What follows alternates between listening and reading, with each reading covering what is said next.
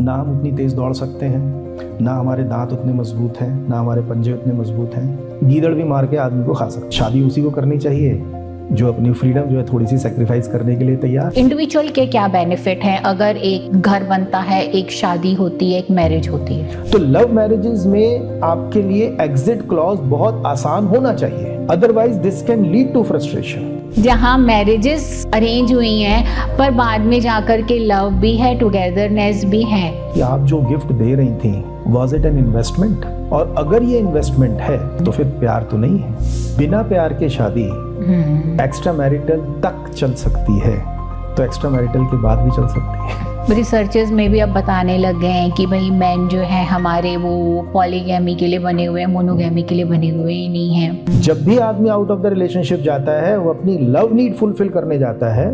ये अलग बात है कि वो लव नीड जो है वो फिजिकल नीड तक पहुंच जाती है, but that's not the primary objective.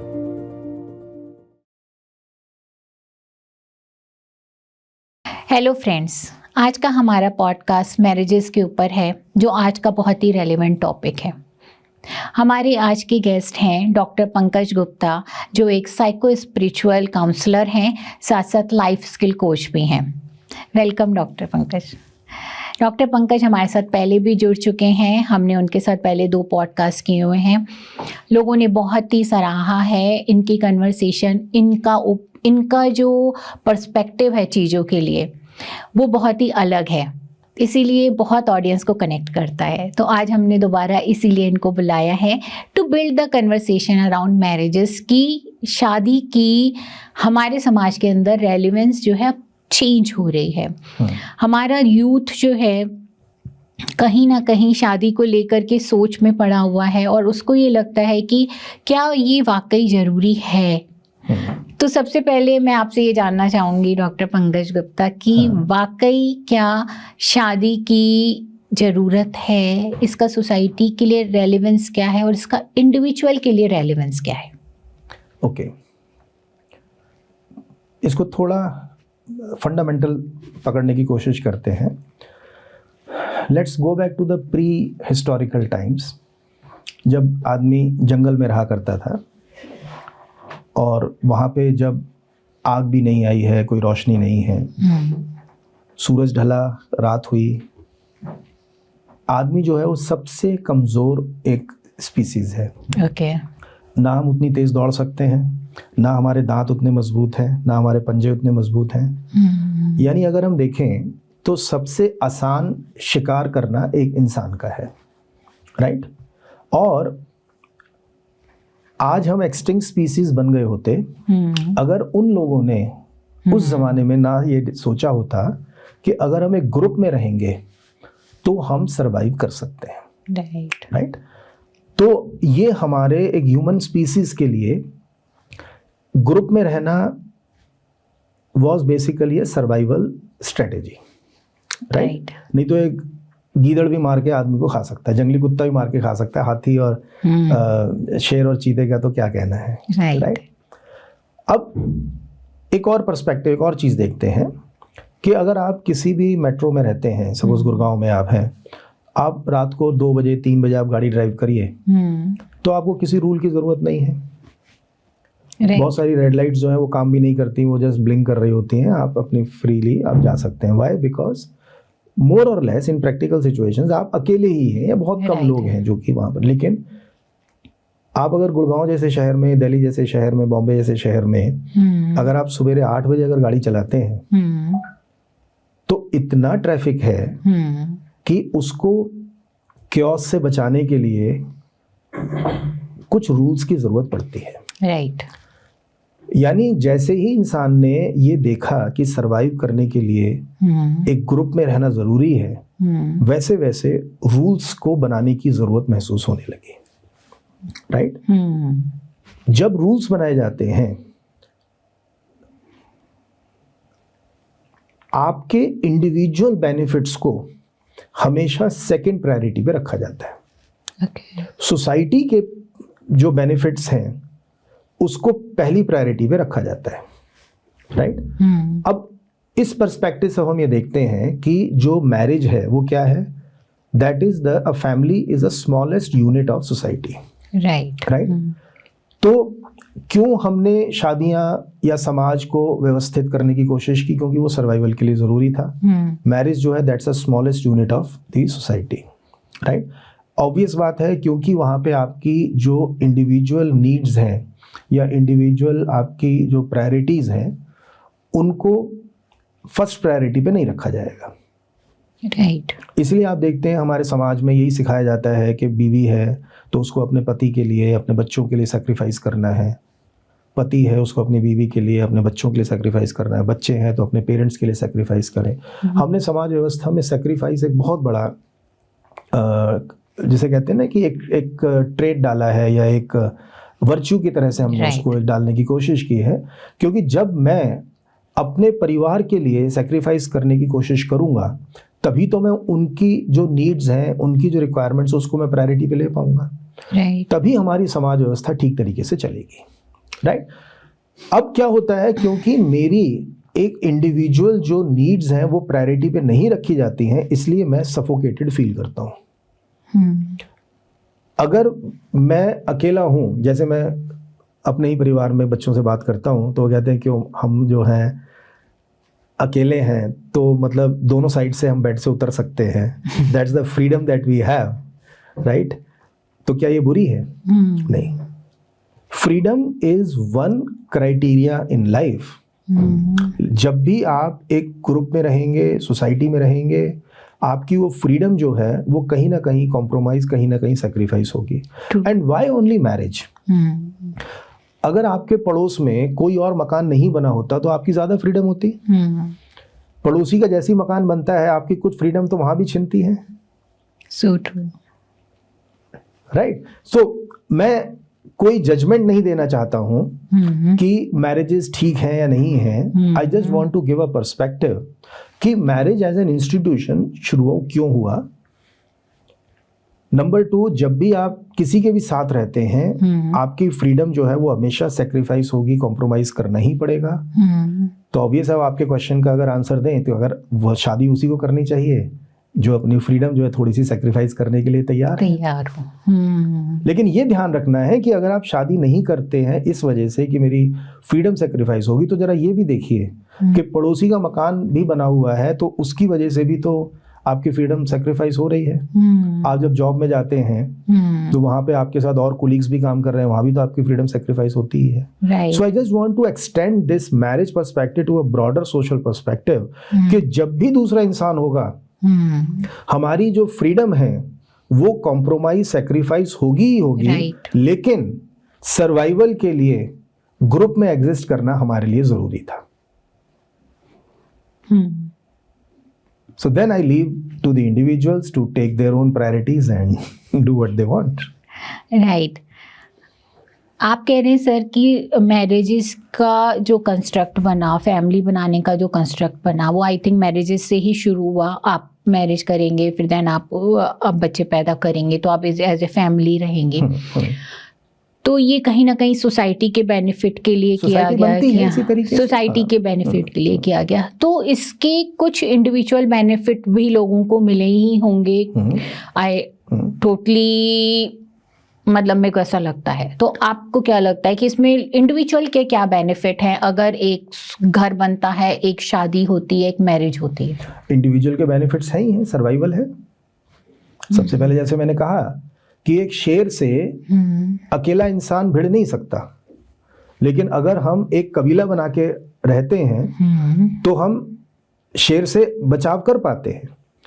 तो इसका मतलब क्या हुआ कि सोसाइटी का सबसे बड़ा एडवांटेज क्या है? एक इंडिविजुअल की सर्वाइवल भी तो सोसाइटी की वजह से ही है। I got it sir. Coming it to the marriages, अकेलापन है आदमी की एक बहुत बड़ी समस्या।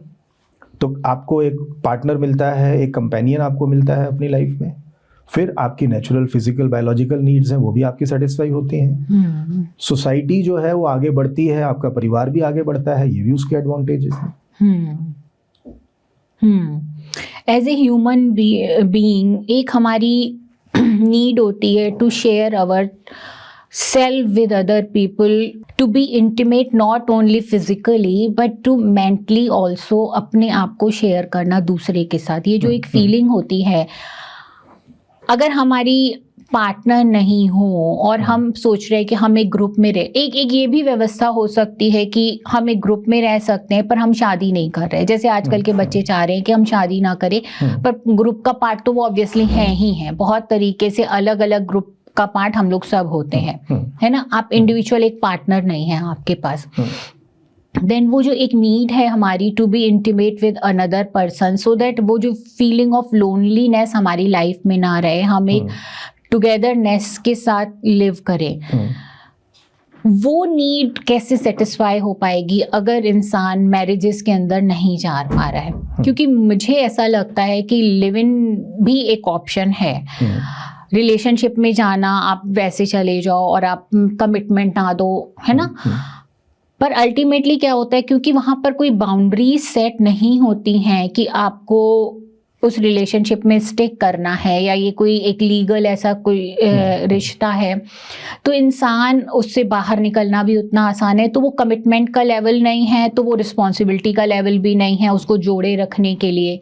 और जब वो कमिटमेंट और रिस्पॉन्सिबिलिटी का लेवल उस रिलेशनशिप में इतना है नहीं, तो जो वो नीड है हमारी to be intimate with one person या एनी पर्सन, वो जब पूरी नहीं हो रही है, वहाँ पे इनसिक्योरिटीज भी आ रही हैं, वहाँ डर भी पैदा हो रहे हैं कि अरे अभी इंसान अभी तो मेरे पास है, पर ऐसा ना हो कि ये कहीं और चला जाए, क्योंकि हम किसी ऐसे रिलेशनशिप में तो है नहीं कि मैं इसको पकड़ पाऊँ, तो ऐसा नहीं हो कि ये मुझे छोड़ के चला जाए, मैं फिर अकेला हो जाऊँ। तो ये इनसिक्योरिटीज, जेलसी की फीलिंग, एनवी की फीलिंग कहीं कई बार ओवर पावर भी कर सकती हैं। आप इसके बारे में क्या बोलना चाहिए? देखिए, 2-3 पॉइंट्स आपने रेज किए हैं। पहली बात आप ये बोलती हैं कि अगर कोई एक अफेयर रिलेशनशिप में है या लिव इन रिलेशनशिप में भी आ जाता है, राइट, तो आप बोलती हैं कि वहाँ पे कोई कमिटमेंट नहीं है, रिस्पॉन्सिबिलिटी नहीं है। नहीं, मैं इस बात से सहमत नहीं करता हूँ।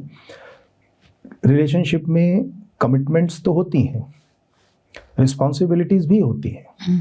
हाँ, ये क्या आपका बात ठीक है कि वहाँ का जो एग्जिट क्लॉज है वो उतना स्ट्रांग नहीं है, right, because law is not involved, right. तो ऐसा तो मैं नहीं मानूंगा कि लिव इन रिलेशनशिप में है या लोग जो अफेयर्स में हैं उनमें कोई कमिटमेंट्स नहीं है या उनके कोई रूल्स नहीं है। They also have the rules, dos and don'ts उनके भी हैं। हाँ, ये है कि क्योंकि लॉ इन्वॉल्व नहीं है, इसलिए exit is also as easy as coming together and staying together, right. अब ये हमें एक पर्सपेक्टिव से लग सकता है कि ये गलत है, लेकिन मैं बोलता हूँ एक पर्सपेक्टिव से सही भी तो है। कितनी शादियां आप भी जानती होंगी सिर्फ इसलिए हैं साथ में लोग क्योंकि हमारा जो लीगल डाइवोर्स प्रोसेस है, अगर कंटेस्ट करना पड़ता है तो it is not a easy process. Totally agree. तो क्या हम, अब ये इंडिविजुअल पे आ जाता है कि क्या हम बिना प्यार के शादी में रहना चाहते हैं क्योंकि लॉ जो है वो इतना आसान नहीं है शादी को तोड़ना। That is one perspective. और एक पर्सपेक्टिव ये हो सकता है कि मैं जब तक किसी से प्यार करता हूँ तब तक मैं साथ रहने के लिए फ्री हूँ, और जब मेरे मन में प्यार नहीं है तो मैं उतना ही स्वतंत्र हूँ सेपरेट करने के लिए। This can also be a perspective, this can also be the priority और preference of some people. I got that. Marriages को लेकर के सर हमारी इंडियन सोसाइटी की अलग सोच रही, हम थोड़ा सा इसको एक एज ए सोसाइटी अफेयर ज़्यादा, सोशल अफेयर ज़्यादा मानते रहे, और वेस्टर्न का जो है वो अलग सोच रही है, उन्होंने इंडिविजुअल पे ज़्यादा जोर दिया, इसलिए वहाँ पर लव मैरिजेस के कॉन्सेप्ट है कि आप आपस में एक दूसरे को पसंद करके शादी करो। हम लोगों ने इसको फैमिली अफेयर्स, सोशल अफेयर्स बना करके अरेंज मैरिजेस पे ज़्यादा जोर दिया।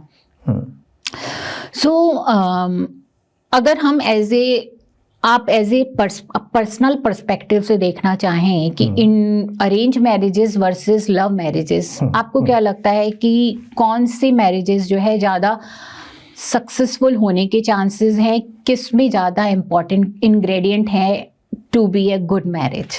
देखिए ना, मेरा सबसे पहला क्वेश्चन फिर आपसे ये रहेगा कि मैरिज में हम किस चीज की तरफ देख रहे हैं या मैरिज में हम क्या चीज अचीव करना चाहते हैं। अगर आप एक लॉन्गेटिविटी को अचीव करना चाहते हैं, आज शादी हुई तो वही जैसे कहते हैं ना कि लड़की जो है वो हमारे यहाँ तो डोली में जाती है और अर्थी भाई बाहर आती है। राइट। अगर उस तरीके की आप मैरिज की बात करना चाहते हैं तो प्यार को बिल्कुल दूर रखिए। अच्छा, ओके। आप ऐसे समझो, छोटा सा पहले हम एक फिजिकल लेवल पे चीज़ों को समझे, फिर इमोशनल लेवल पे पकड़ेंगे। आप ज़मीन पे मकान बना सकते हैं। मकान जो हैं वो बहुत लंबे टाइम तक खड़े रहते हैं, चलते हैं, राइट। और जो हाउस बोट्स होती हैं उस पे मकान नहीं बनाए जा सकते। हाउस बोट जो होते हैं थोड़े बहुत दिन रहने के लिए, मौसम का मज़ा लेने के लिए तो अच्छे हैं, लेकिन मकान वहाँ नहीं बनाए जा सकते। अब इसी कॉन्सेप्ट को हम अपनी मैरिजेस पे लेके आते हैं। अगर मैरिज की जो आपकी जो एक रिक्वायरमेंट है वो परमानेंसी है, वो एक स्टेबिलिटी है, तो आपको सारी व्यवस्था ऐसी करनी पड़ेगी जो कि फिजिकल ओरिएंटेड हो। पहले आप देखिए हम क्या करते थे, परिवार दूसरे परिवार से मिलके और शादी अपने बच्चों की फिक्स कर देता था। हम बच्चों को देखते भी नहीं थे, लड़का और लड़की एक दूसरे को देखते भी नहीं थे। हाँ, राइट। और शायद देखने लायक भी नहीं होते थे, कई बार तो गोदी में ही होते थे अगर हम और पहले जाएं तो शादी किया करते थे। उस जमाने में जो मैरिज का जो एक एक्सपेक्टेड पर्पस था वो परमानेंसी था, स्टेबिलिटी था, राइट। इसलिए हम ये देखते थे कि एक परिवार जिसकी जड़ें अगर मजबूत हैं तो उस परिवार में जो भी फल पैदा होगा, जो भी बच्चे पैदा होंगे वो कम से कम वही संस्कार लेकर पैदा होंगे।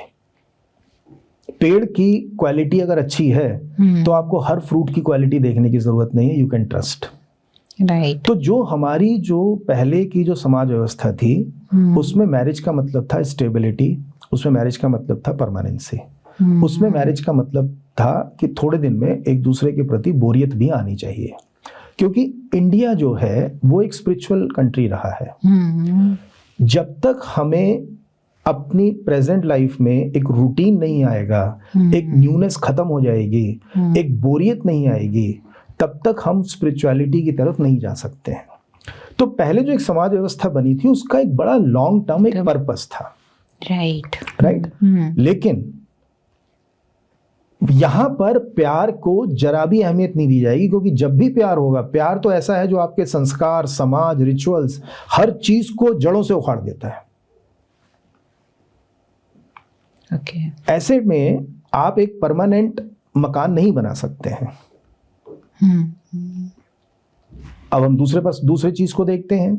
अगर कोई इंसान ऐसा है जिसके लिए मैरिज का मतलब है एक टुगेदरनेस, एक कंपेनियनशिप, एक अंडरस्टैंडिंग, इन चीजों के लिए love is very much important. Love is the foundation of marriage और एनी रिलेशनशिप। लेकिन लव क्या है? Love is an emotion. कोई भी इमोशन जो है इट इज ऑलवेज फ्लूइड। शरीर जो है इट इज मोर स्टेबल, परिवार जो है इट इज मोर स्टेबल, लेकिन जो इमोशंस हैं वो अनस्टेबल हैं, राइट। वो कुछ गलत नहीं है, वो उसका स्वभाव है।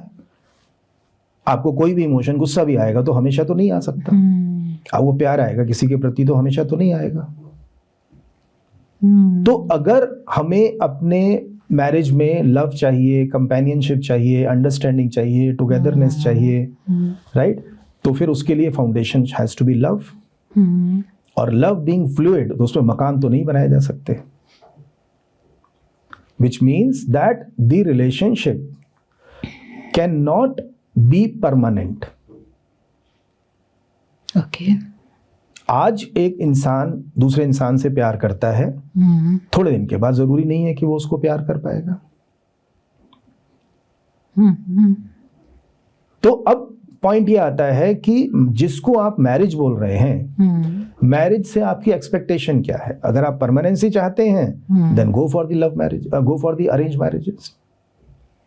और अगर आप एक अंडरस्टैंडिंग चाहते हैं, टुगेदरनेस चाहते हैं, then go for the love marriages. लेकिन ये याद रखिए कि लव मैरिजेस अगर होंगी, लव होगा, तो ऑब्वियस है कि ये कुछ टाइम के बाद लव नहीं भी होगा। तो लव मैरिजेस में आपके लिए एग्जिट क्लॉज बहुत आसान होना चाहिए, otherwise this can lead to frustration. Okay.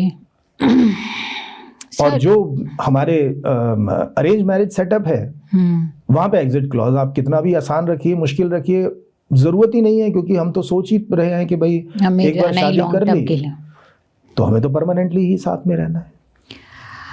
अब हो क्या रहा है कि आज हम ना तो कंप्लीटली अपनी जो ओल्ड, जो हमारी ट्रेडिशनल एक धरोहर जो हमारी आ रही है एक समाज व्यवस्था की, ना तो आज हम उसको पूरी तरह से फॉलो कर रहे हैं और ना ही हम पूरी तरह से वेस्टर्न हो पाए हैं। तो ये जो ट्रांजिशन का फेज है, इसमें हो क्या रहा है, एज अ काउंसलर जब मैं रोज देखता हूं मैरिज केसेस, हो ये रहा है कि हमें अपनी वो एक कंपेनियनशिप भी चाहिए, अंडरस्टैंडिंग पार्टनर भी चाहिए, टुगेदरनेस भी चाहिए, लेकिन ये रिलेशनशिप परमानेंट चाहिए। ये ऐसे ही हो रहा है जैसे कि आप एक हाउस बोट के ऊपर मकान बनाने की कोशिश कर रहे हैं। परमानेंसी चाहिए तो उसका तरीका अलग होगा, प्यार चाहिए तो उसका तरीका अलग होगा। But I want to differ here with you sir. मैंने मैरिजेस देखी हैं, अपने पेरेंट्स की भी देखी हैं, ग्रैंड पेरेंट्स की भी देखी हैं, सोसाइटी में और भी बहुत कपल्स की देखी हैं। शादी उनकी अरेंज हुई है, but that doesn't mean togetherness नहीं है, कंपेनियनशिप नहीं है, लव नहीं है। बहुत लव उन मैरिजेस में रहा है, टुगेदरनेस रही है, शेयरिंग रही है एक दूसरे के साथ। जो मुझे पर्सनली समझ में आया है वो ये समझ में आया है कि लव डजंट मीन कि वो जो एक फीलिंग एकदम से आने वाली, अट्रैक्शन वाली, जो एक दूसरे को आप पसंद करने लगते हो, वो ही नहीं है वो लव, राइट। आप जब दूसरे, आप हो सकता है कि कोई इंसान अरेंज मैरिजेस के थ्रू आपकी ज़िंदगी में आया है, पर जब आप उसके साथ रहते हो, आप शेयरिंग, आपको पता है कि ये इंसान अब मेरे को सोसाइटी ने मुझे इस रिश्ते में बांधा है और मैं इसका, अब ये मेरा पार्टनर है ना, तो आप वहाँ पर एक डिपेंडेंसी क्रिएट हो ही जाती है और स्लोली ग्रेजुअली वो रिश्ता पकता है, वो रिश्ता टुगेदरनेस में नरिश होता है। जब आपको पता है अब मेरे पास है ही नहीं चॉइस कि मैं बाहर देख पाऊँ, अब तो यही है जो है, तो वहाँ पर ही आप जुड़ना शुरू करते हो और जुड़ते जुड़ते आप इतना जुड़ जाते हो कि आप एक दूसरे के बिना रह नहीं पाते हो।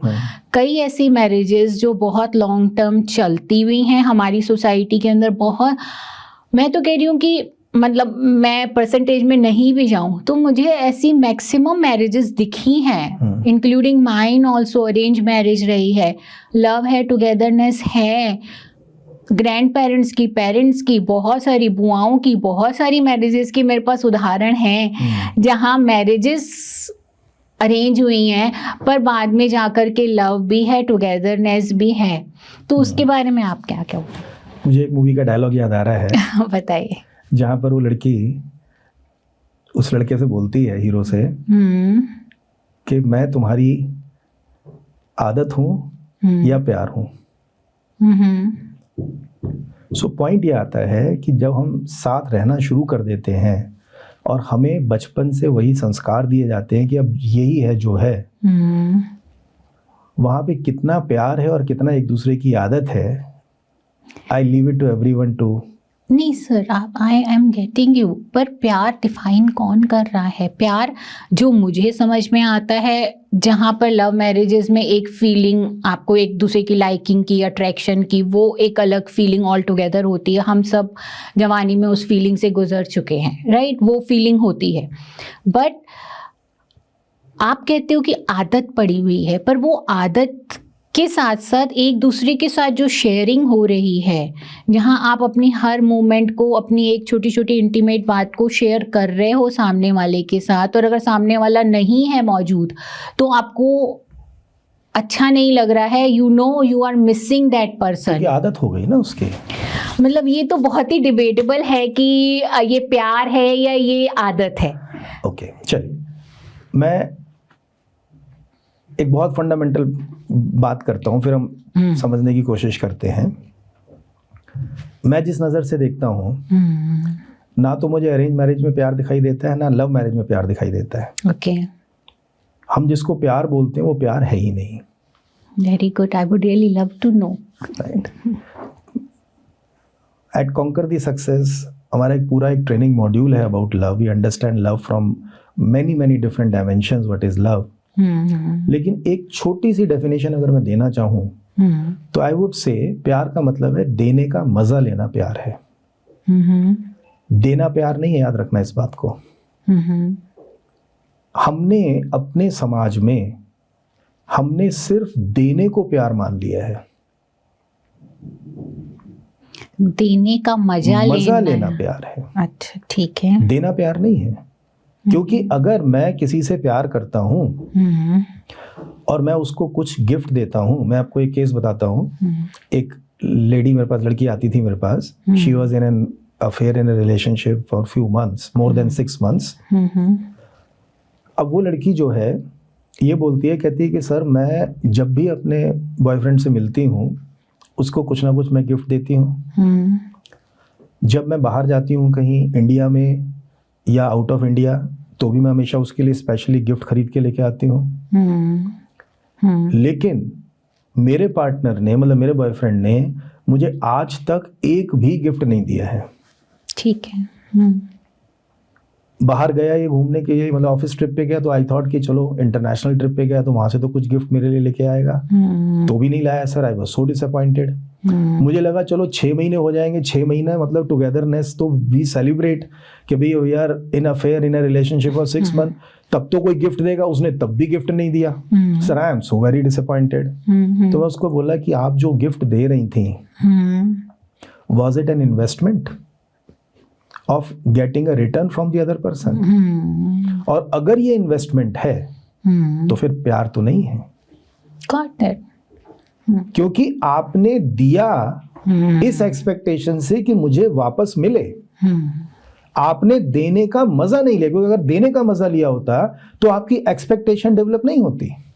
Right, totally agree. तो जिसको हम प्यार बोल रहे हैं, मैं तो वैसे देखता हूं समाज में प्यार है ही नहीं कहीं भी। हम किसी को प्यार नहीं करते हैं सिवाय अपने आप से।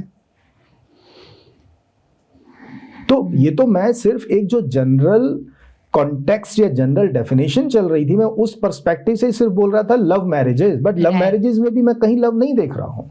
हाँ, coming back to the husband wife relationship जो आप बात कर रही हैं, दी ओल्ड मैरिजेस, राइट। और मैंने कहा कि वहां पे प्यार है कि वहां पे एक दूसरे की आदत हो चुकी है। प्यार वहां भी नहीं है। अगर सोचिए, अगर प्यार होता तो हस्बैंड वाइफ में इतने कॉन्फ्लिक्ट्स नहीं होते ना, इतने डाइवोर्सेस और इतने ब्रेकअप्स नहीं होते ना। पर कहीं नहीं है, ये नहीं कह सकते ना हम। कहाँ है आप बताइए? आपने कितने लोग ऐसे देखे हैं? आपने कितने लोग ऐसे देखे हैं जो किसी को देने का मजा लेते हैं? अगर कहीं कोई ऐसा इंसान है जो दूसरे को देने में मजा ले रहा है तो प्यार है।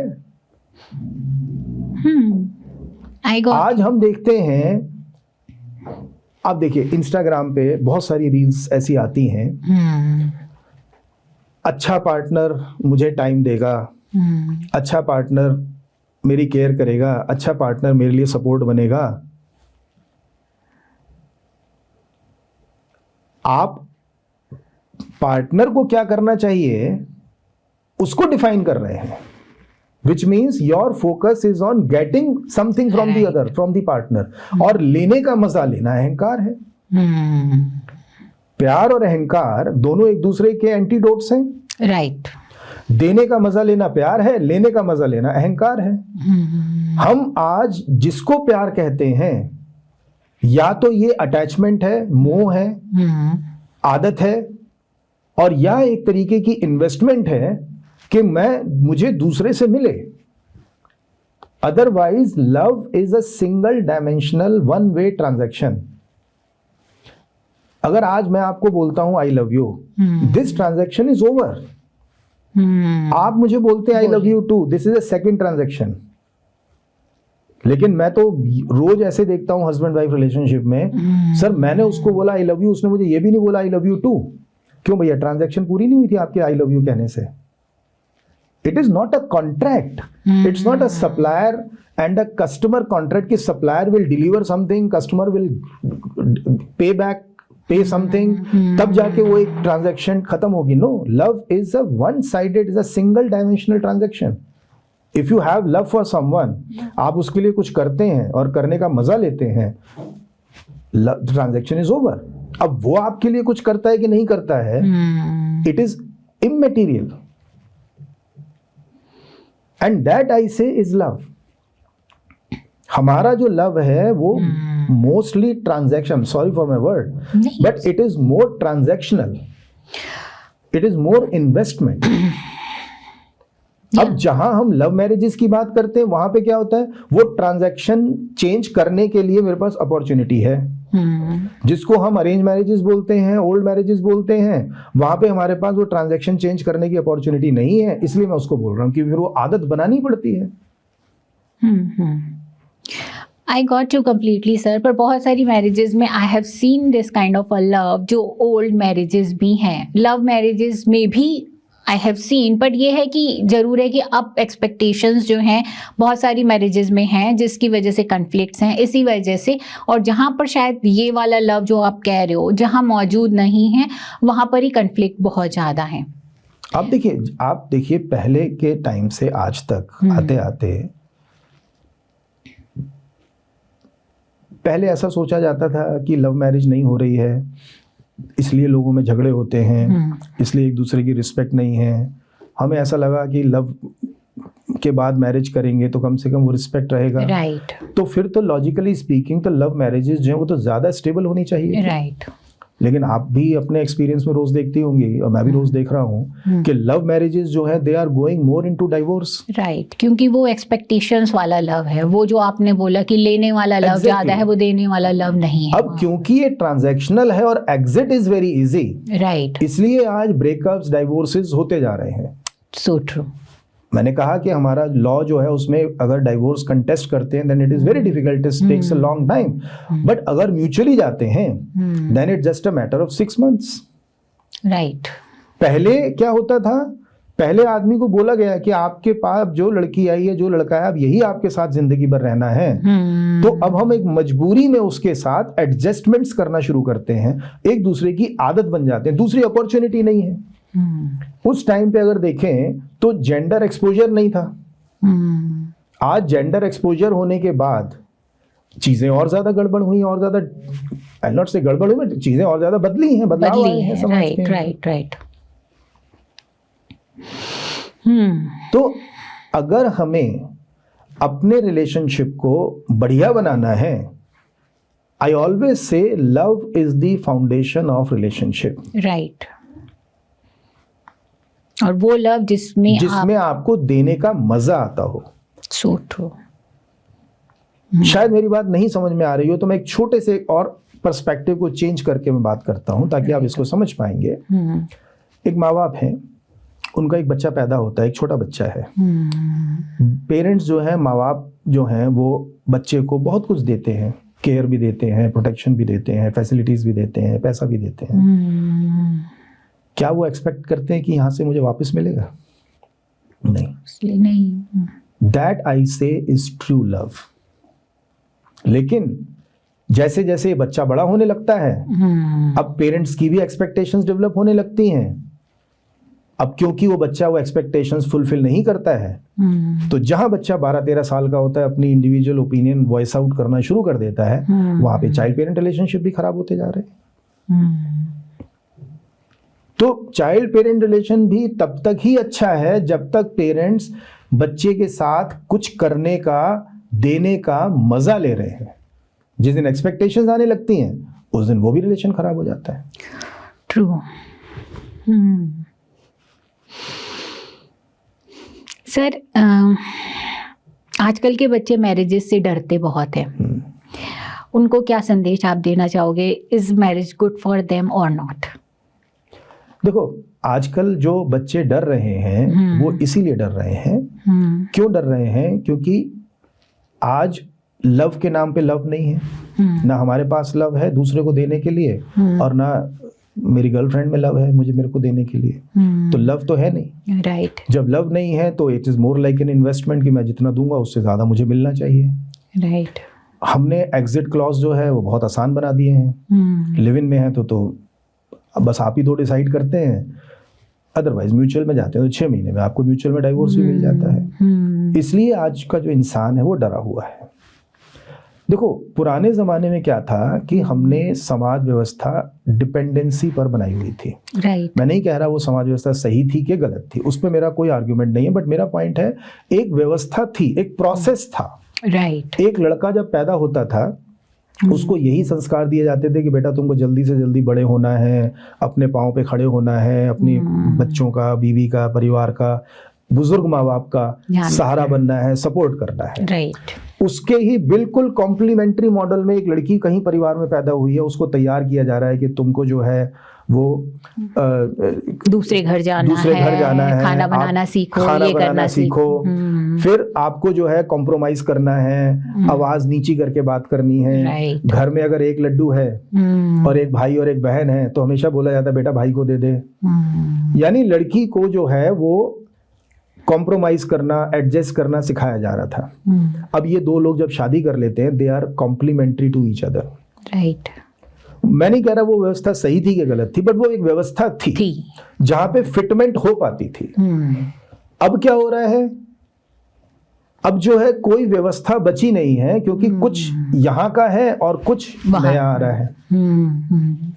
इसलिए आज जो है इंसान वो डरा हुआ है। क्यों? क्योंकि मालूम है कि मैरिजेस जो है कब डाइवोर्स में, मैं आपको बताता हूँ, मेरे पास एक केस आया, शादी के दूसरे दिन वो मेरे पास बैठे थे, सर ऐसे तो नहीं रह सकती इस बंदे के साथ, मुझे तो डाइवोर्स करना है। The second day of the marriage, can you believe it? और मैंने भी कुछ ऐसी मैरिजेस देखी है ना आपने। और सिर्फ हुआ ये था कि सेकंड डे लड़की ने, क्योंकि लव मैरिज था तो सब पुरानी जान पहचान तो थी, दोस्ती यारी तो थी, अब जब रिश्तेदार चले गए तो दूसरे दिन जब वॉशिंग मशीन में कपड़े धोने शुरू करे तो लड़के की व्हाइट शर्ट और लड़की का रंगीन दुपट्टा दोनों एक साथ धो दिए और वो रंग सफेद कमीज पे चढ़ गया। और हस्बैंड ने कुछ बोल दिया कि ये क्या तरीका, इतना भी समझ में नहीं आता है। तो कहती इस टोन में बात करेगा तो नहीं रह सकती। And second day they were with me कि सर ऐसे बात कर रहा है, ऐसे थोड़ी, मैं कोई वो नौकरानी थोड़ी कपड़े धो रही हूँ, वही एहसान है। So what I'm trying to tell you is कि आज जो है, मैं नहीं कहता कि हम पुरानी व्यवस्थाएं वापस ला पाएंगे, तो पॉसिबल नहीं है। Life is always progressive, it has to grow further. आज जो जरूरी है वो क्या है, आज एक ट्रेनिंग की जरूरत है। मैं हमेशा देखता हूँ कि लाइफ में हम जो भी काम करते हैं, कितनी भी हमारी क्वालिफिकेशन हो, लेकिन फिर हम एक ट्रेनिंग करते हैं, ट्रेनिंग के बाद हम परफॉर्म करना शुरू करते हैं। लेकिन marriage is one area of the society जहां हम बिना ट्रेनिंग के एंटर करते हैं। पेरेंटिंग इज अनदर थिंग जहां पे हम बिना ट्रेनिंग के एंटर करते हैं। And life skills is another thing जहां पे हम बिना ट्रेनिंग के एंटर करते हैं। राइट। और फिर हम गलतियां करके सीखते हैं। और कई बार ये गलतियां भारी भी पड़ जाती है। और जब तक हम कुछ सीख पाते हैं इम्प्रूव करने के लिए, तब तक the damage is already done. Right, so true. तो मैं ये बोलूँगा कि शादी से डरने की ज़रूरत नहीं है। ये एक बहुत अनोखा अनुभव है अपनी लाइफ का, लेकिन बिना ट्रेनिंग के अब शादी में जाना खतरनाक होगा। पहले ज़माने में भी लोग बोल सकते हैं ट्रेनिंग तो नहीं होती थी सर, लेकिन पहले तो चलती थी शादियाँ। पहले इसलिए चलती थी क्योंकि हमारी जो समाज की जो व्यवस्था थी, नॉट ओनली व्यवस्था, समाज में जो बदलाव आ रहे थे वो बहुत स्लो आ रहे थे। बैलगाड़ी में ट्रांसपोर्टेशन होता था, बैलगाड़ी से साइकिल आने में बहुत साल लग गए। तो इतने पीरियड टाइम में हम बोलेंगे कि वो जो बैलगाड़ी के टाइम पे जो ट्रेनिंग हुई थी ना, वो साइकिल के ज़माने तक काम कर रही थी।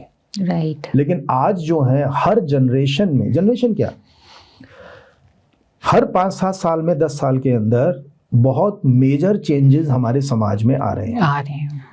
आज हमें कोई ट्रेनिंग नहीं है, क्योंकि जैसे हमने अपने पेरेंट्स की मैरिज को देखा है, अपने अंकल आंटीज की मैरिज को जो देखा है, वही तो हमारे लिए रेफरेंस पॉइंट है, वही तो हमारे लिए ट्रेनिंग है। लेकिन 10 साल 15 साल, और यहाँ तो पेरेंट्स और बच्चों में 25-30 साल का अंतर है आजकल। और 30 साल के अंदर जो हमने अपने बचपन में देखा है कि मैरिज क्या होती है, वो मुझे मेरे पार्टनर से नहीं मिलती।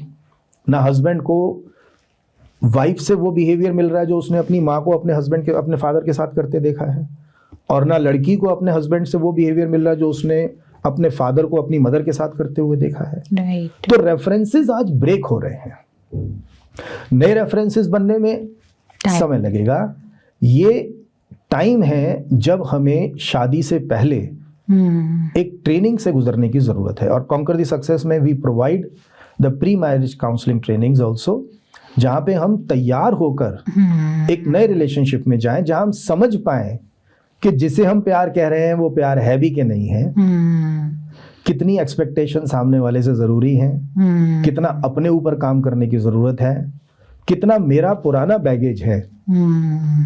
अगर मेरे मन में फियर है, आज बहुत बच्चे हैं, जैसे हमने लास्ट पॉडकास्ट में हमने बात की थी कि बहुत सारे बच्चे हैं जो कि पेरेंटल लव महसूस नहीं करते कि पेरेंट्स उनको प्यार करते हैं। राइट। अब ये जो लैक ऑफ लव लेके आदमी जाएगा अपने फ्रेंड्स के पास, अपनी गर्लफ्रेंड के पास, अपनी वाइफ के पास, लेकिन प्यार तो कहीं मिल नहीं रहा उसको। हम क्या चाहते हैं कि मेरा पार्टनर मुझे अनकंडीशनल प्यार करे, मतलब वो मुझे दे लेकिन मुझसे एक्सपेक्ट ना करे, यही तो हम चाहते हैं। और ये हो नहीं रहा है, इसलिए मेरा वैक्यूम बढ़ता चला जाता है। तो जब हम लोग ट्रेनिंग करते हैं उसमें वी कवर मल्टीपल डायमेंशंस कि आपके पास्ट के बैगेजेस क्या हैं, पास्ट के ट्रॉमास क्या हैं, अंडरस्टैंडिंग अ न्यू पर्सपेक्टिव, तब जाके हम लोग तैयार करते हैं एक लड़के और लड़की को शादी में जाने के लिए। और जो लोग प्री मैरिज ट्रेनिंग्स करके जा रहे हैं उनकी मैरिजेस जो है they are much better companionship, much better relationship in them. So आप कह रहे हैं कि आजकल जो है प्री मैरिटल जो काउंसलिंग्स है, जो ट्रेनिंग्स हैं, वो बहुत रिक्वायर्ड है। अगर आप सोच रहे हो शादी करने का तो पहले आप एटलीस्ट इस तरीके की ट्रेनिंग ले लीजिए, प्री मैरिटल काउंसलिंग ले लीजिए, so that you are equipped and you are ready for marriages. Exactly, you understand the differences. हमारी प्रॉब्लम क्या होती है कि हम डिफरेंसेस को एलिमिनेट करना चाहते हैं। राइट। और हमेशा एग्जांपल देता हूँ कि एक लड़का और एक लड़की शादी करते हैं और जब एक बच्चा पैदा करते हैं तो बच्चा कैसे पैदा कर रहे हैं? Only by appreciating the differences of the other person at physical biological level. तो जब हम फिजिकल लेवल पर डिफरेंसेस को जब अप्रिशिएट करते हैं, एक कॉम्प्लीमेंट्री मोड में यूज करते हैं, तो हम एक नए बच्चे को, एक नए जीव को हम एक नया जन्म दे पाते हैं। यही कंपैटिबिलिटी इंटेलेक्चुअल और इमोशनल लेवल पर भी जरूरी है। अगर मेरा पार्टनर मेरी तरह दिखता है, आप सोचो एक आदमी है, क्या उसको वो लड़की पसंद आएगी जो मैनली है, या लड़की को कोई ऐसा लड़का पसंद आएगा जो कि फेमिनाइन है? नहीं, वहां तो हम बिल्कुल अपोजिट देखते हैं। लड़की को वो लड़का पसंद आएगा हु इज मोर मैनली, लड़के को वो लड़की पसंद आएगी जो कि बहुत ज्यादा फेमिनाइन है। तो बॉडी के लेवल पे तो we always appreciate the differences, और जितने ज्यादा डिफरेंसेस होते हैं उतना हम अप्रिशिएट करते हैं। राइट। लेकिन इंटेलेक्चुअली अगर मेरा पार्टनर मुझसे डिफरेंट सोचता है तो मैं कितना टाइम उस पर लगाता हूँ ये प्रूव करने में कि यू आर रॉन्ग। किसी लड़के को मैंने फिजिकल लेवल पे लड़की को बोलते नहीं देखा कि योर बॉडी इज रॉन्ग।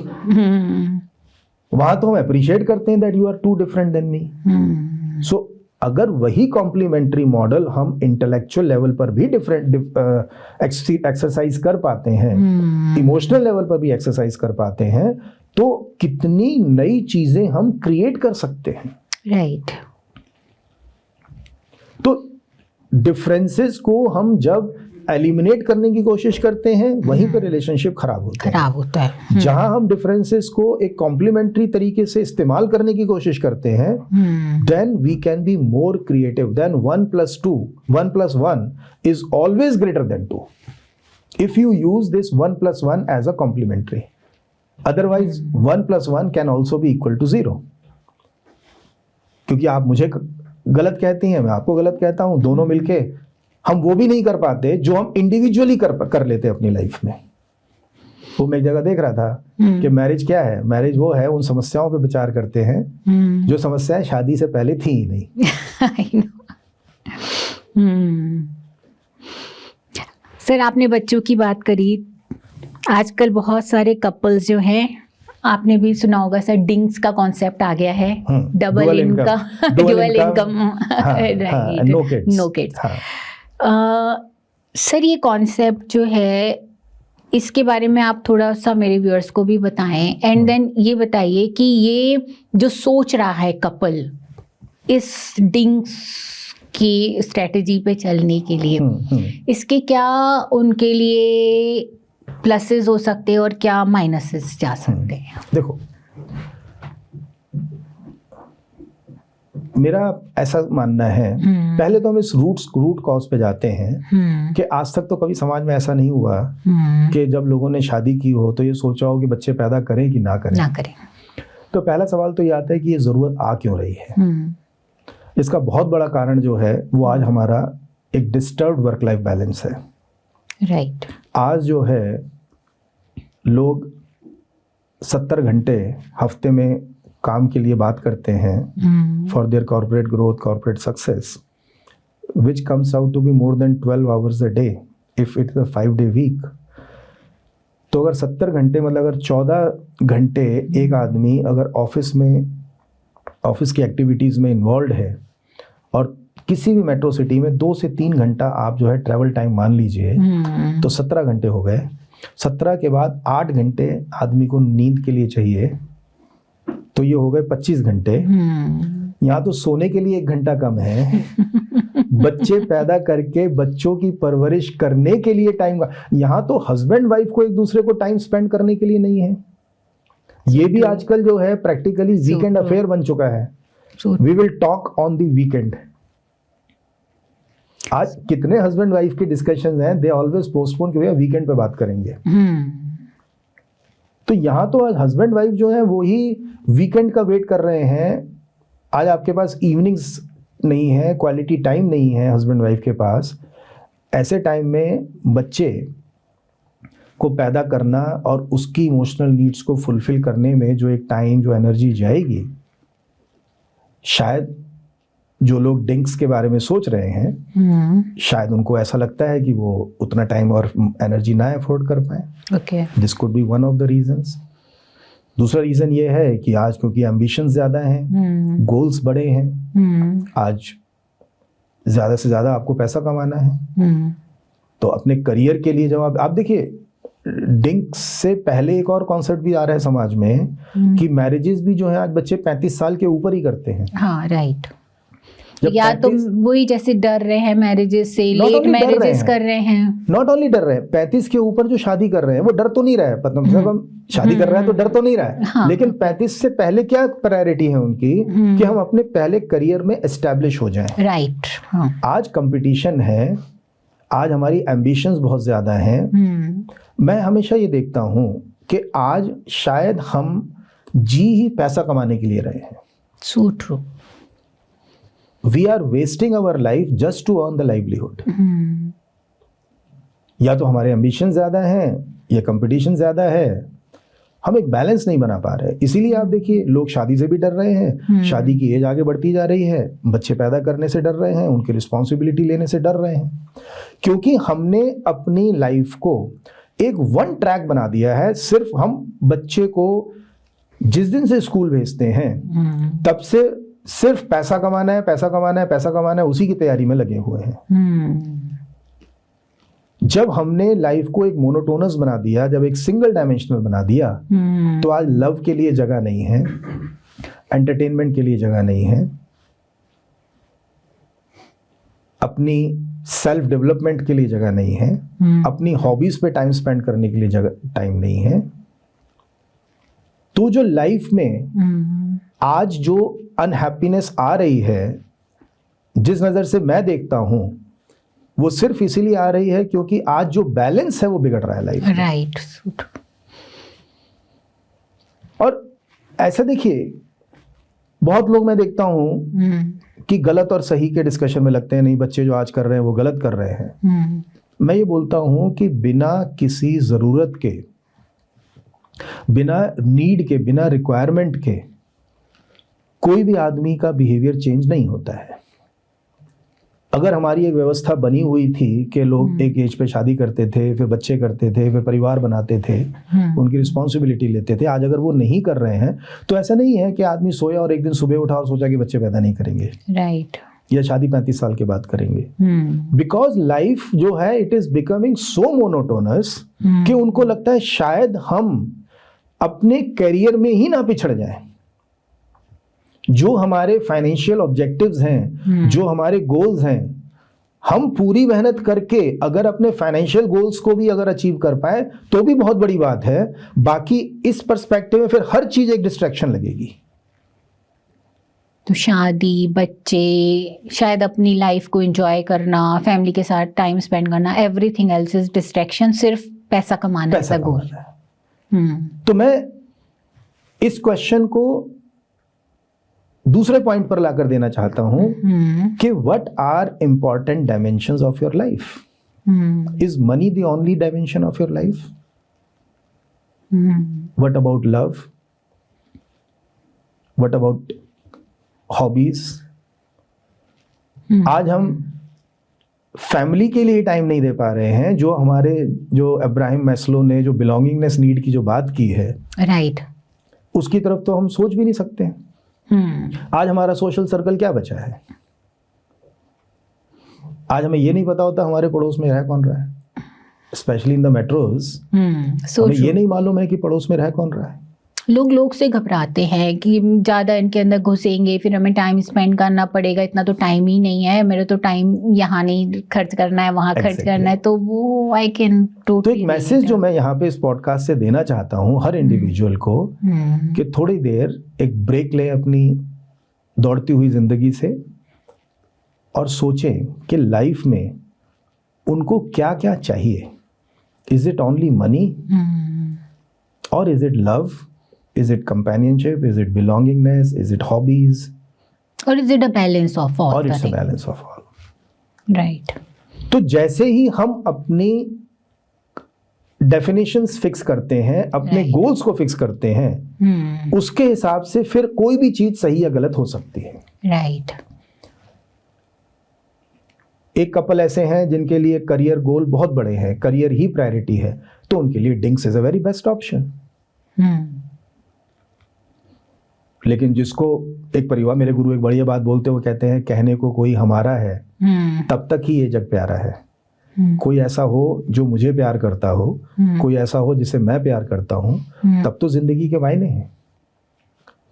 वरना तो फिर वही है कि सब ठाठ पड़ा रह जाएगा जब बांध चलेगा बंजारा। Right. आप कितना भी पैसा कमा लीजिए, जिस दिन ये आत्मा शरीर से निकलेगी उस दिन सबका सब यहाँ का यहीं रह जाने वाला है। So true. और कितने लोगों के एक्सपीरियंसेस भी हैं जब लाइफ के एंड पॉइंट पे पहुँचने तब रिग्रेट करते हैं कि हमने इस ज़िंदगी को जैसा चाहते थे वैसा नहीं जिया, हम जो हमें प्रायोरिटी पे लेना था उसको प्रायोरिटी पे नहीं लिया और हम सिर्फ भागते रह गए, सिर्फ कमाने के चक्कर में, आगे बढ़ने के चक्कर में, और हम उन मोमेंट्स को लिव नहीं कर पाए, उन रिश्तों को जी नहीं पाए। एग्जैक्टली वही मैं बोल रहा था कि लाइफ स्किल जो है ये क्योंकि ट्रेनिंग नहीं करते हैं बहुत सारे लोग, इसलिए उनको यही समझ में नहीं आता है कि आज जो हम कर रहे हैं, जो डिसीजंस ले रहे हैं, क्या वो मुझे लॉन्ग टर्म में भी हैप्पीनेस देंगे कि नहीं देंगे। राइट। तो जो मेरी ऑर्गेनाइजेशन है कॉन्कर द सक्सेस, वहाँ पे मेरा बहुत मेन एम्फेसिस होता है on life skill, parenting and marriage trainings. Right. Training करके फिर जियो, चाहे वो जिंदगी हो, चाहे मैरिज हो और चाहे पेरेंटिंग हो। So true sir. एक चीज़ और जो सर बहुत तेज़ी से आगे आते हुए दिख रही है और जो अब जैसे कपल्स के बीच में नॉर्मलाइज भी होती जा रही है, that is extra marital affair के लिए, है ना। ये रिसर्चर्स में भी अब बताने लग गए हैं कि भाई मैन जो है हमारे वो पॉलीगैमी के लिए बने हुए हैं, मोनोगैमी के लिए बने हुए ही नहीं हैं। तो इसलिए एक के साथ रिलेशनशिप बनाना उनके लिए फेयर नहीं है, kind of a thing, right. और उदाहरण दिए जाते हैं पुराने राजाओं के कि उनके भी इतनी रानियां होती थी और उनकी भी व्यवस्था अच्छे से चलती थी, तो फिर आज हम एक पार्टनर के साथ स्टिक करने की बातें क्यों की जाती हैं। तो इसके बारे में आप क्या बताना चाहोगे? क्योंकि मुझे ऐसा लगता है सर कि अगर आप मैरिजेस की ये बाउंड्रीज को छोड़ करके और बाहर निकलते हैं तो इसके कॉन्सिक्वेंसेस सोशली तो हैं ही हैं, जो भी हैं, आपके मैरिज के ऊपर भी वो जो फिर ना पार्टनर का आपके ऊपर जो ट्रस्ट होता है, जो लव होता है, अगर आप कहीं बाहर जा रहे हो और पार्टनर को इस बात का अंदाज़ा हो जाता है, एटलीस्ट हो ही जाता है सूनर और लेटर, तो वो आपका जुड़ाव पार्टनर के साथ उतना रह नहीं पाता। आप कितना भी करो फिर आप सारी चीज़ें फॉर्मेलिटी पे ले जाते हो, अगर आपको मैरिज से बाहर निकलना आपके लिए पॉसिबल नहीं भी है। कुछ पार्टनर्स होते हैं जो कहते हैं कि भाई मैं बर्दाश्त नहीं करूँगा, I don't want to live in this relationship, बाहर निकल जाते हैं। कुछ के लिए निकलना बाहर नहीं होता है तो भी वो रहते सिर्फ मजबूरी से हैं कि अब ठीक है, अब ये निभाना है तो निभाने के तौर पे सर्वाइवल मोड में ले चलो। वो लव, वो टुगेदरनेस अब नहीं रह सकती इस रिलेशनशिप में, right? So I just want to know your perspective around it sir. देखिए, आपने बोला कि एक्स्ट्रा मैरिटल होने के बाद वो प्यार नहीं रहता है। मैं उल्टा सोचता हूँ। अच्छा, ओके। प्यार नहीं होता है इसीलिए एक्स्ट्रा मैरिटल होता है। ये भी मैं एग्री करती हूँ सर। यस। तो अगर बिना प्यार के शादी एक्स्ट्रा मैरिटल तक चल सकती है तो एक्स्ट्रा मैरिटल के बाद भी चल सकती है। मैंने अपने करियर में बहुत सारे केसेस देखे हैं जहाँ पे पार्टनर का एक्स्ट्रा मैरिटल है, लेकिन एक भी केस ऐसा नहीं देखा है जो एक्स्ट्रा मैरिटल की वजह से दूसरे ने डाइवोर्स किया हो। धमकी सब देते हैं, राइट? क्यों? क्योंकि वो मैरिजेस एक्स्ट्रा मैरिटल के होने से पहले भी कॉम्प्रोमाइज मैरिजेस ही चल रही थी, राइट? और एक्स्ट्रा मैरिटल जो करता है नॉर्मली हम उसको गलत मानते हैं, लेकिन पहले हम ये सोचें कि अगर मेरे पार्टनर का एक्स्ट्रा मैरिटल अफेयर है तो कहीं ना कहीं वो लैक ऑफ लव उसको शायद मेरी तरफ से मिला होगा। उसी को देखो, एक छोटा सा एग्जांपल बताता हूं मैं आपको। एक ग्लास है, अगर वो ग्लास खाली है और उसको आप एक भरे हुए पानी की बाल्टी में डिप कर दीजिए तो वो क्या करेगा? हर तरफ से पानी को सक करेगा, राइट? क्यों? क्योंकि इट्स अ नेचुरल रूल कि nature does not accept emptiness. Right. जहां एम्प्टीनेस होगी कोई ना कोई फ्लूइड फ्लो करेगा और उसको फिल कर देगा। अब ये गिलास को अगर हम गंदे पानी की बाल्टी में डालें और ये सोचे कि मैं तो बड़े संस्कारी परिवार से आता हूं, मैं तो कभी अपने अंदर गंदा पानी नहीं भरूंगा, लेकिन इसके सोचने से कुछ होगा? Obviously it's a process. जब तक गिलास खाली है वो पानी आएगा और पानी का कांटेक्ट अवेलेबल है, पानी आ जाएगा। The same thing I see in relationship also. अगर वो कंटेनर ऑफ लव खाली है और अपॉर्चुनिटी लव की अवेलेबल है, क्योंकि देखो बहुत सारी मैरिजेस में बोलते हैं लोग मुझे आके कि सर हमारा तो एक्स्ट्रा मैरिटल नहीं हुआ।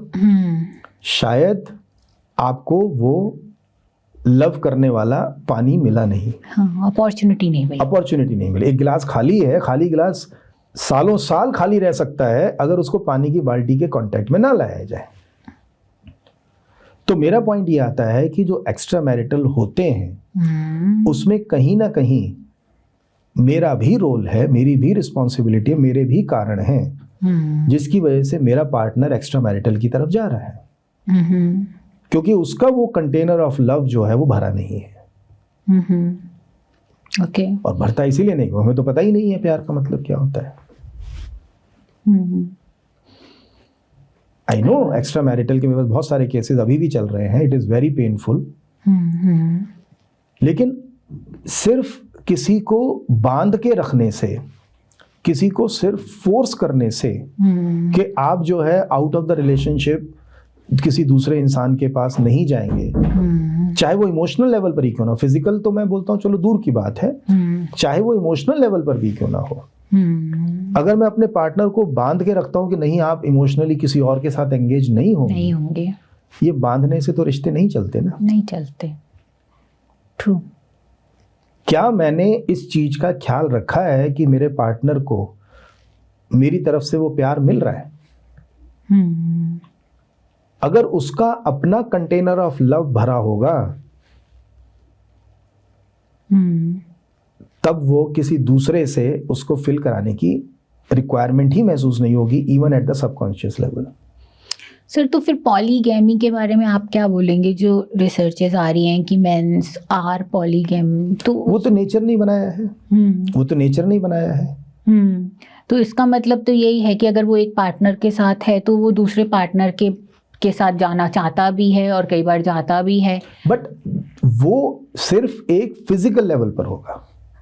अच्छा, that will not be at the emotional level, that be only at the physical level.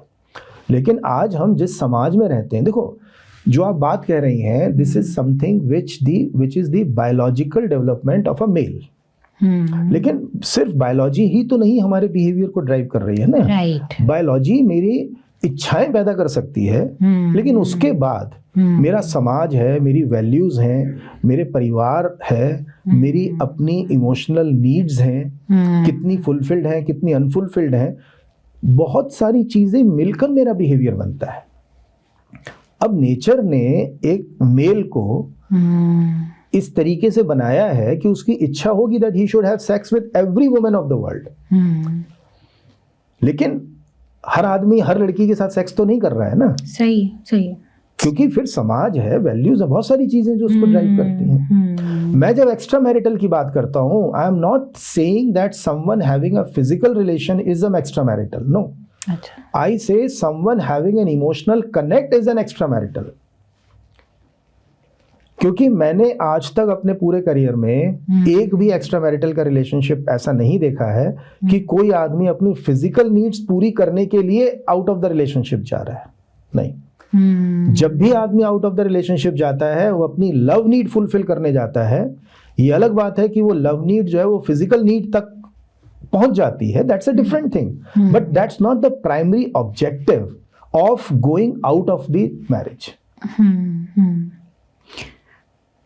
I got you completely sir. एक बात और भी मैं कहना, मतलब मैं जो समझना भी चाहूँगी आपसे कि मान लीजिए पार्टनर मैन या वुमेन जो भी है बाहर जा रहा है अपनी लव नीड को पूरा करने के लिए, पर वो ये भी तो कमिटमेंट ले सकता है कि हो सकता है कि मेरा पार्टनर मेरी नीड को पूरी नहीं कर पा रहा है, पर इसकी शायद कोई नीड अनफुलफिल्ड है जिसकी वजह से वो जैसा है वो वैसा है, और वो कमिटमेंट लेकर के रिलेशनशिप को एक फुलफिल्ड रिलेशनशिप में टर्न करना भी तो उसकी चॉइस हो सकती है। वो एक ईजी वे राउंड ढूंढता है कि क्योंकि मेरी ये नीड नहीं यहाँ से पूरी हो रही है तो मैं ये नीड वहाँ जहाँ से पूरी हो रही है वहाँ जाके ले लूँ, रादर देन ये कमिटमेंट लेने के कि ये मेरी मैरिज में अगर कोई फुलफिलमेंट नहीं है तो मैं इसको ही फुलफिल्ड करने की कोशिश करूं। वही करना चाहिए। देखो, आपकी अपनी इमोशनल नीड अपनी मैरिज में पूरी नहीं हुई, आप किसी और के पास जा रहे हो, थोड़े दिन में वहां भी पूरी नहीं होगी, because your vacuum is not getting field. वो भी तो टेम्परेरी रिलेशनशिप रहेगा। The right solution is obviously कि हम अपनी वो जो इमोशनल वैक्यूम्स हैं उन पर काम करें, मेरे पार्टनर के जो इमोशनल वुंड्स हैं उसके जो इमोशनल वैक्यूम्स हैं उस पर काम करें, that is the appropriate solution. Right. लेकिन होता क्या है, हम पहले क्योंकि प्यार को ही नहीं समझते हैं। राइट। एक बिल्डिंग आपने कंस्ट्रक्ट करनी है और आप उसकी फाउंडेशन को ही गड़बड़ कर देंगे, फिर आप जितनी मर्जी बिल्डिंग बना लीजिए, वो ढहनी पक्का है। तो as I said, if love is the relationship foundation, और मुझे तो मालूम ही नहीं है प्यार का मतलब क्या। प्यार का मतलब तो मुझे लगता है कि कोई मुझे पैम्पर करे, कोई मुझे अटेंशन दे, कोई मेरी केयर करे, कोई मुझे स्पेशल फील करवाए, कोई मेरे लिए फ्लावर्स लेकर आए। ये प्यार नहीं है। मैं कितना दूसरे को स्पेशल फील कराता हूँ। सही है। तो जब हमें लव की डेफिनेशन ही नहीं मालूम है, इसीलिए मैं बोलता हूँ कि मैं नहीं देखता समाज में कोई किसी से प्यार करता है। तो जब वो फाउंडेशन ही हिली हुई है तो फिर उसको इम्प्रूव करने के लिए, उसको रीइंफोर्स करने के लिए आपके मन में विचार आते ही नहीं है। और जो लोग मेरे पास काउंसलिंग के लिए आते हैं, मैं उनको क्या बोलता हूँ, उनको मैं थोड़ी बोलता हूँ कि हाँ आपकी वाइफ से, हस्बैंड से नीड पूरी नहीं हो रही तो दूसरे के पास चले जाओ। ऑब्वियसली मैं तो उनको ये बोलता हूँ आप दूसरे के पास गए, क्या वहां पूरी हुई? बस वो होता है, एक न्यूनेस रहती है जब तक, थोड़े दिन तक, तब तक वो। मैं आपको बताता हूँ, यू विल बी सरप्राइज्ड, मैंने एक्स्ट्रा मैरिटल के ब्रेकअप्स के केसेस भी हैंडल किए हैं। अच्छा, okay. No, that should not happen then. मैं ये बोलना चाहता हूं कि अगर मेरे अंदर वो प्यार की कमी है और अगर मैं उस पर अपने ऊपर नहीं काम करता हूं तो जिंदगी में कितने भी लोग आपकी लाइफ में आ जाएं, आपका वो वैक्यूम फिल नहीं होने वाला है। राइट। वो आपको अपने एफर्ट से ही उसको फिल करना पड़ेगा। उसके बाद आप अपने पार्टनर पर भी डिपेंडेंट नहीं होंगे लव के लिए। Then you will become the fountain of love. एक गुलाब है, गुलाब को कोई काटने आए, कोई तोड़ने आए या उसके पास बैठने आए, वो सबको खुशबू देता है। क्यों देता है? क्योंकि उसके पास है। So when you become a fountain of love instead of a beggar of love. So when you become a fountain of love, then you will be giving love to the other person. लोग आपकी company में वो fulfilment महसूस करने लगेंगे। आपको अपने partner से भी प्यार की जरूरत नहीं होगी, वो मिलेगा तो बोनस है, एक्स्ट्रा है। Right. And only then the extra marital relationship जो है समाज से खत्म हो सकती है। तो जब तक आपकी ये उम्मीद है कि मेरा पार्टनर मुझे प्यार करे, आप मान के चलिए कि यू आर सेंसिटिव और यू आर रादर वल्नरेबल कि दूसरे किसी एक्स्ट्रा मैरिटल अफेयर में आप जा सकते हैं। राइट। जिस दिन आपको ये लगता है कि I am so fulfilled with in my self that I am able to give love to my partner, और लव मतलब देने का मुझे मजा आता है, I am giving not with the expectation of returning back, तब आप एश्योर हो सकते हैं कि आप कभी भी एक्स्ट्रा मैरिटल में नहीं जाएंगे।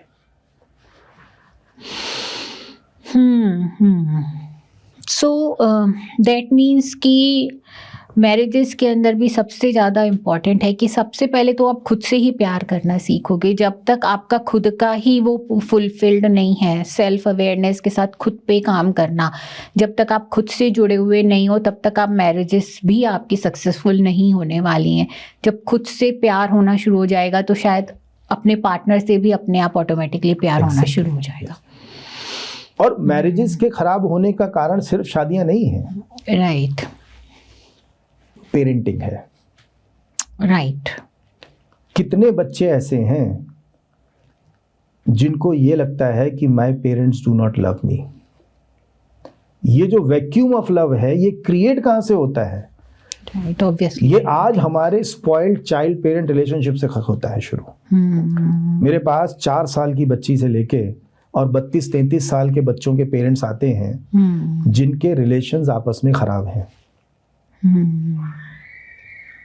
अगर एक बच्चे की लव नीड्स अपने पेरेंट्स से फुलफिल नहीं हो पा रही हैं, हमने उसके अंदर एक इतना बड़ा वैक्यूम बना दिया प्यार के लिए कि वो दुनिया में जहां जाएगा उससे वो प्यार एक्सपेक्ट करेगा और वो मिलेगा नहीं, क्योंकि हर आदमी जो है अपने आप अपना फायदा देखेगा कि आपका देखेगा। सही है।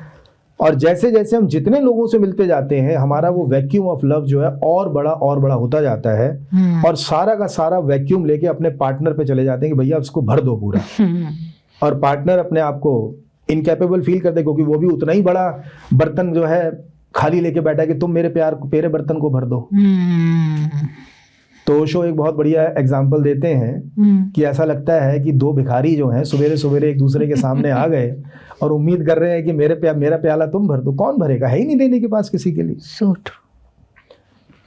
और जब यहां से भीख में प्यार नहीं मिलता अपने पार्टनर से तो फिर पड़ोसन से,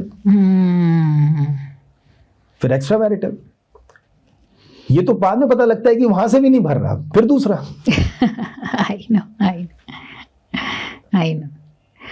So parenting is the foundation of one's personality. हम जितना अच्छा इमोशनली स्ट्रांग, इमोशनली वाइज एक बच्चे को बना पाएंगे तब जाके हम समाज में बहुत सारी जो चीज़ें हैं उनको सुधार पाएंगे। हम ये सोचें कि हम अपने बच्चे के साथ जो है वो एक क्वालिटी टाइम स्पेंड ना करें, बच्चे के साथ हम उसको एक लव ना दें और फिर हम ये बोलते रहें कि समाज में ये बुराई है, वो बुराई है, वो बुराई है, तो आप भी तो रिस्पॉन्सिबल हैं ही ना उसके लिए। So true. So true. पेड़ मजबूत तभी बनेगा जब जड़ें मजबूत होंगी, सिंपल सा फंडा है। सर, हमने बहुत सारी बातें करी हैं आज मैरिजेस के ऊपर, बच्चों की एक्सपेक्टेशंस के ऊपर, डिंग्स के ऊपर, एक्स्ट्रा मैरिटल अफेयर के ऊपर। Any note from your side, आजकल की जनरेशन जो शादी से डर रही है, शादी करना नहीं चाह रही है, बच्चे पैदा नहीं करना चाह रही है, कमिटमेंट फोबिया हो रही है, उसको आप क्या बोलना चाहेंगे सर? मैं यही कहूँगा कि पुराने बुजुर्ग कहते थे कि शादी वो लड्डू है जो खाए पछता है, जो ना खाए वो भी पछता है। तो जब पछताना है तो खा के पछताओ। कम से कम लड्डू का स्वाद तो ले लोगे। So true. नहीं, so what I'm actually trying to say कि marriages are not so difficult provided we know the technique of happy marriage. Right. और मैं हमेशा बोलता हूँ शादियाँ चलती नहीं हैं, चलाई जाती हैं। चलाई जाती हैं। Commitment, your intention, Your emotions also. Your emotions. मुझे ऐसा लगता है कि इमोशंस पे आप काम तब कर लेते हो जब आपका इंटेंशन वहाँ पर सेट हो। अगर आपको ये पता हो कि मुझे चाहिए, ये चाहिए, तो जैसे मैं बोलूँ तो मेरे को अपने करियर की ग्रोथ चाहिए, तो मेरे इमोशंस यहाँ बहुत आते जाते रहेंगे, पर मुझे पता है कि मुझे उनके ऊपर काम करना है क्योंकि मुझे वो चाहिए, so I will work on it. तो तुम्हें अगर इंटेंशन है तुम्हारी कि ये रिलेशनशिप चलाना है, वर्क करना है यहाँ पर, तो आप अपने इमोशंस पे भी काम करोगे और you will set your self कि मेरा इंटेंशन है इसको क्रिएट करने का। सो जस्ट डू दैट, है ना। एंड आई थिंक एक तो मुझे सुकरात की भी बात याद आती है, कहीं मैंने पढ़ा था उसका कि शादी करनी ज़रूर चाहिए, अगर अच्छी हो गई तो बल्ले बल्ले है, ज़िंदगी बहुत अच्छी निकलेगी पार्टनर के साथ, और अगर नहीं अच्छी हुई तो लर्निंग्स बहुत सारी हो जाएंगी। हाँ, अगर बीवी जनथप्पा है तो आदमी सुकरात बन ही जाता है। So true. So true. सो पर फिर भी चॉइस बच्चों की है, but they can see it कि it's a pleasurable journey. Having a partner, having a married life, having some commitments, it's very pleasurable life provided we know the techniques and skills to do it. So true, so true. Thank you, sir. Thank you for coming in podcast and building this fantastic conversation with me. Great. Thank you. And I'm so thankful to you for giving me a chance and inviting me here. आज की अगर हमारी ये conversation आपको पसंद आई है friends, तो मेरे चैनल को सब्सक्राइब जरूर करिएगा, क्योंकि आपका सब्सक्राइब करना हमें मोटिवेट करता है इसी तरीके का और कंटेंट बनाने के लिए। फ्रेंड्स, मेंटल हेल्थ की अवेयरनेस होना बहुत ज़रूरी है। ऐसे में मेरे चैनल को ज़्यादा से ज़्यादा शेयर करिए अपने परिवार वालों के साथ, अपने फ्रेंड्स के साथ, बिकॉज यू नेवर नो, किसी के लिए भी ये हेल्पफुल हो सकता है।